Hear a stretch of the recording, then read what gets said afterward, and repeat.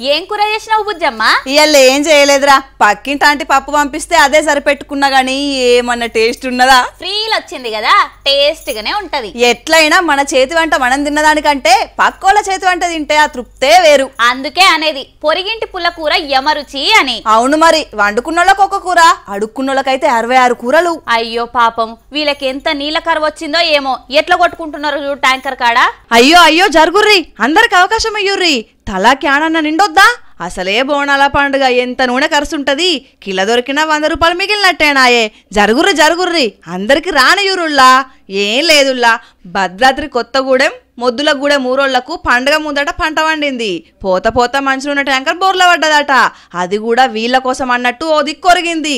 అండ్లంగా నూనె గారిపోతుంటే ఎంతో పెద్ద మనసుతోటి చుక్క నూనె కూడా కింద పడకుండా బకెట్లు బాటిలలో నింపుకుంటున్నారు ఊరోళ్ళు. ఏముంది, 5 లీటర్ల క్యాన్ నిండనా అంటే నేను వెళ్తుంది పట్టుర్రి పట్టుర్రి.